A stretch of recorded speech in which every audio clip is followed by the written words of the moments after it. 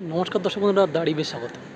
আপনারা জানেন প্রথম লেগের ম্যাচে জামশেদপুরে কলকাতা থেকে যে সমর্থকরা গেছিলো খেলা দেখতে, তাদের কিছু জনের ওপর সেখানকার পুলিশ সের কীরকম অত্যাচার, কারোর পায়ে মেরেছে, কারোর পিঠে মেরেছে, এমনকি কিছু জনকে হাসপাতালেও কিন্তু ভর্তি হতে হয়।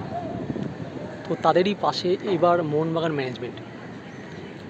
কালকে দ্বিতীয় লেগের ম্যাচ, সেই ম্যাচের আগে এদিন সাংবাদিক সম্মেলনে তাদের ডেকে তাদের হাতে কিন্তু ফুল এবং কালকের ম্যাচের ভিআইপি টিকিট তুলে দেওয়া। চলুন দেখে নেওয়া যাক তারই কিছু মুহূর্ত।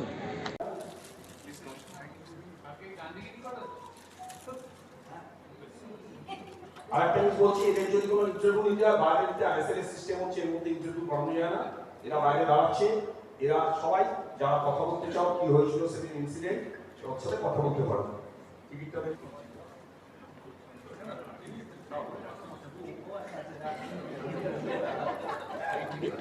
ভিআইপি টিকিট, এটা ভিআইপি একটা টিকিট, ওকে তুলে দেওয়া হচ্ছে। Open no no no open, enjoy the match. Okay stay stay. আমি জানি এগুলো ওরাতে জেমি ম্যাকলারের স্কুল এবং হচ্ছে না সব ডাকুন সোম সবই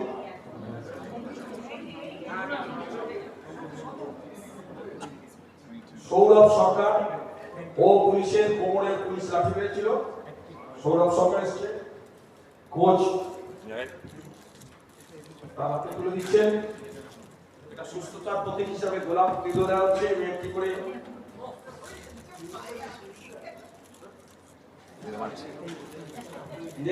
আকাশ রয়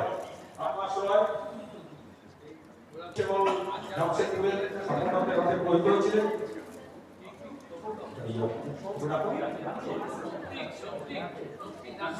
শক্তিক মজুমদার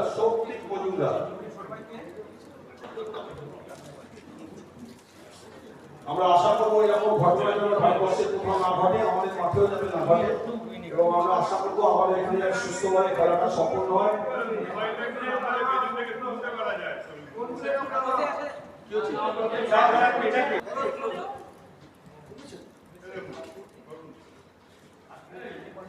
এটা সমর্থকদের প্রতি আমাদের সম্মান জানানো এবং তাদের সুস্থতা কামনা করছি আমরা।